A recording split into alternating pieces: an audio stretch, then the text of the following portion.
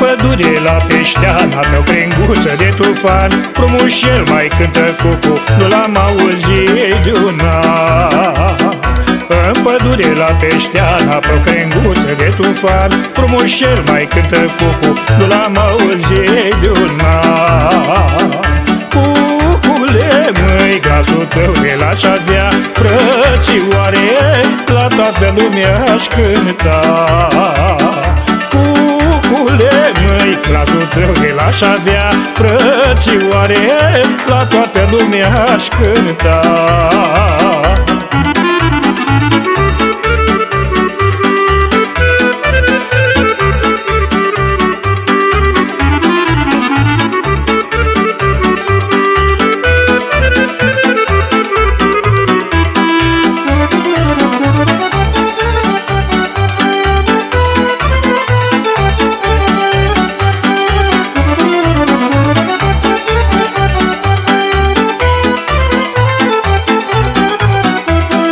Mai la vale, în Poieniță, casa pădurarului, de acolo privighetoarea dă răspunsul cucului.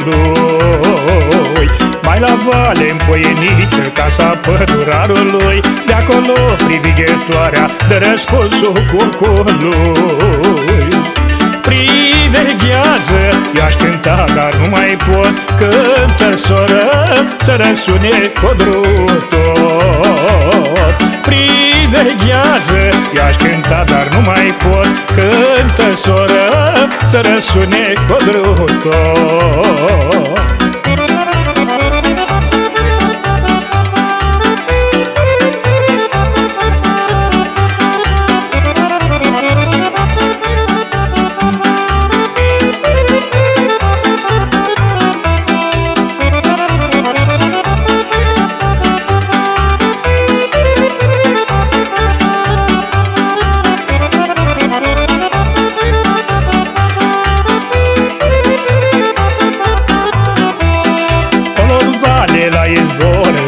Când un vânător se îngână cu mândra lui și fac necaz cucului.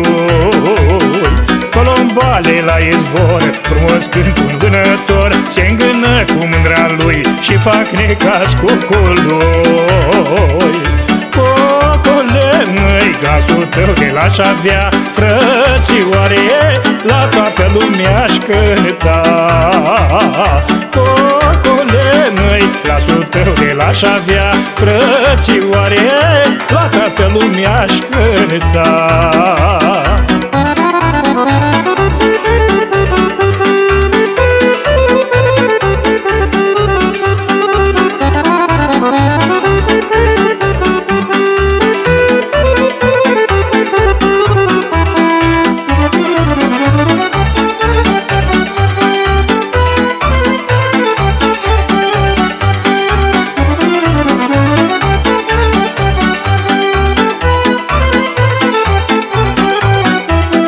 Pe drumul spre răritură, mai la vale de tufan, frumos cântă o merliță într-un vârf de porumbar.